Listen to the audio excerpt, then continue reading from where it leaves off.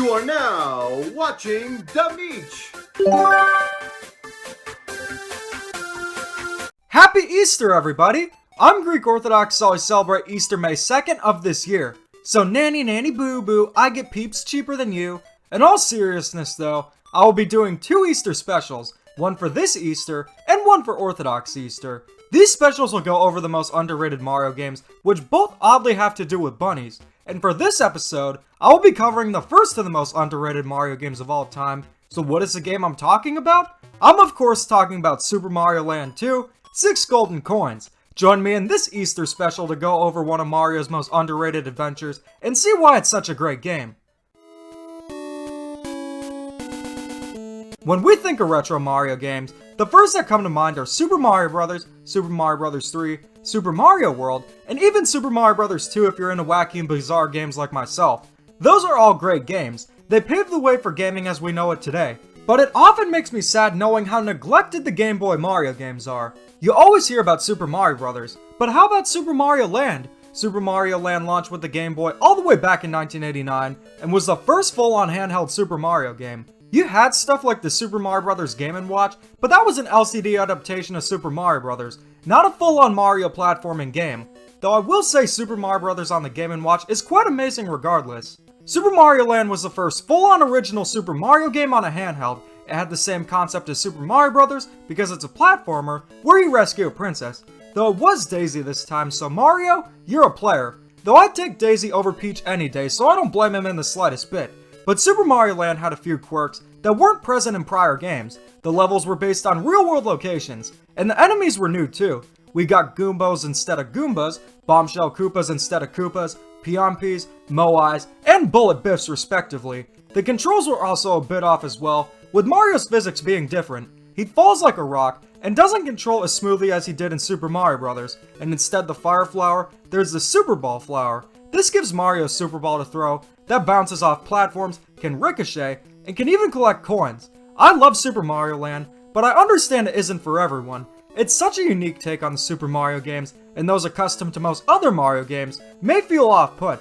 It was a very different game compared to prior Mario games. Not as different as Super Mario Bros. 2, but still very different. Also, the game itself looks like an abstract version of Super Mario Bros. The sprites were so small, and honestly looked like stuff you would see on the Atari. The game was also very short, being 12 levels long, but despite its shortcomings, it was a success. And instead of saying, "Super Mario Land sold so well that a sequel cannibalized the sales, yeah!" They did make a sequel in 1992 to follow the success. And the sequel was absolutely amazing. But why is that? Let's jump into Mario Land and understand what makes Super Mario Land 2 so great.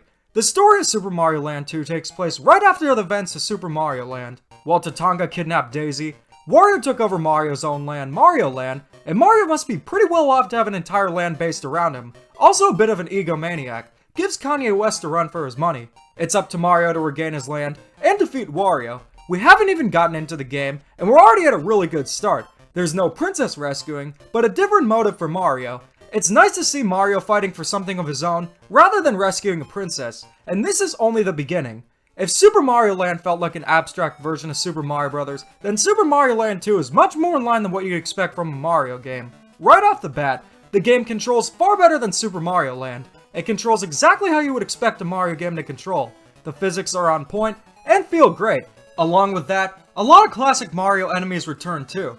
Goombas are here, Koopas return in their traditional form, Bullet Bills are here and they're quite ripped, and Cheep Cheeps are useless as always. The Fire Flower returns as well, instead of the odd Super Ball Flower. But despite the game feeling a lot more like a traditional Mario game, it's anything but.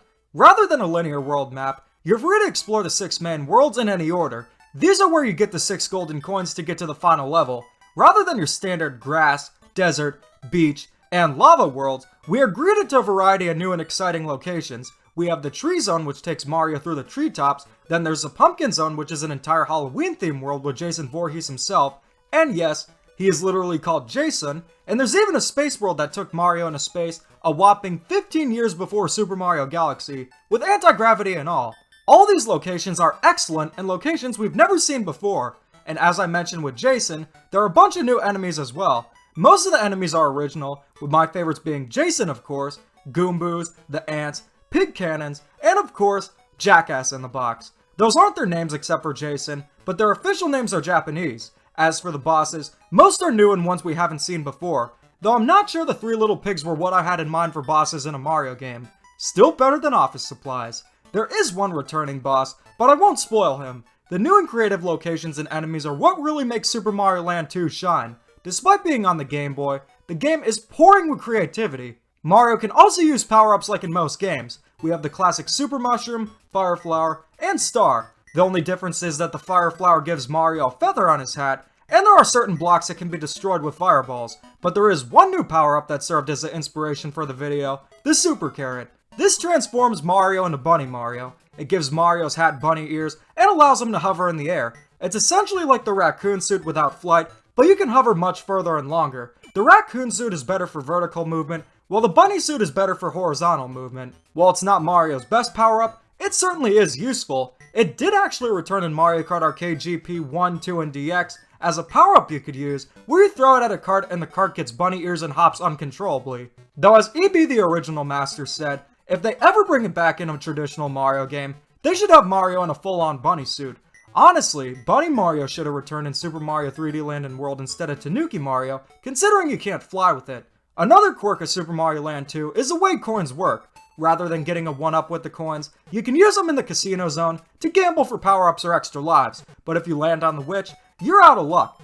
I like this feature, but it's very easy to get extra lives and power-ups, which you'll see why next. The level design in Super Mario Land 2 is more like a traditional Mario game. Go from point A to point B, while avoiding enemies and obstacles, but each stage has a bonus stage you can get into like in the first Super Mario Land, where you can play this claw machine minigame to get more lives and power-ups. There are also secret exits in every zone to unlock bonus levels. It gives the levels a higher focus on exploration, which I really like.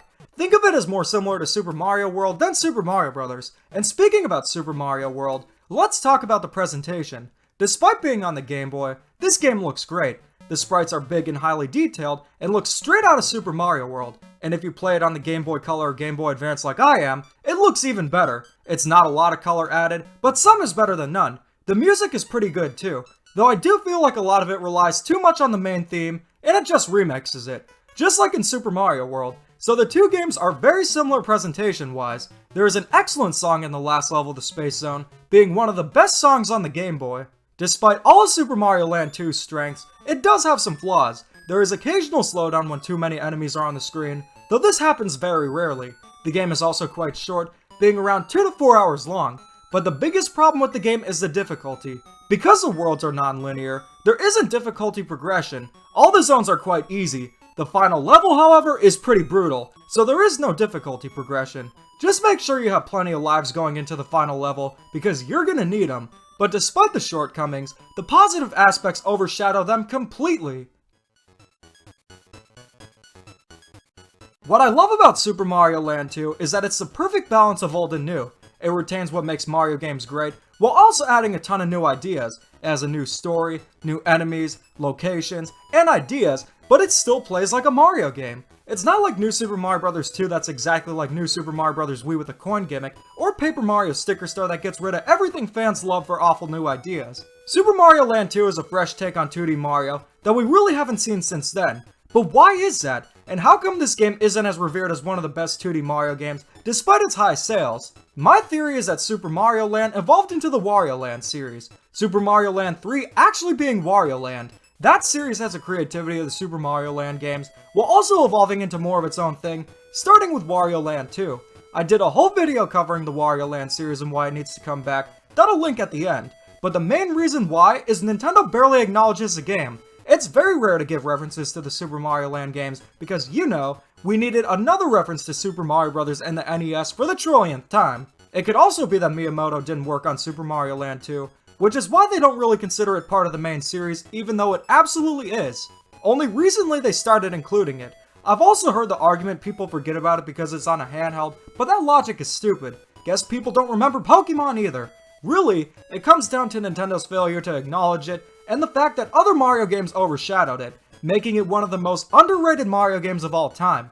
If you want to play this gem of a game, there are a few ways. You can get it on the Game Boy for about $15 or so, but you will need to replace the battery to save most likely. You could also get it on the 3DS eShop for $4, which I would highly recommend. But the best way to play Super Mario Land 2 by far is by playing Torres' Super Mario Land 2 DX. This brings full color to the game, bringing a ton of new life to it, and making it look beyond gorgeous. Not only that, you can play as Luigi too, with his higher jump. But regardless of which way you play it, you will be experiencing one of the best and one of the most underrated Mario games yet. So there you have it. Here's your first Easter special of 2021. I hope all of you are having a great Easter, and make sure not to eat too many peeps. So what do you guys think? Do you like Super Mario Land 2? Have you played it? And if not, when are you gonna play it? Anyways, thanks for watching, and keep calm and da-da on.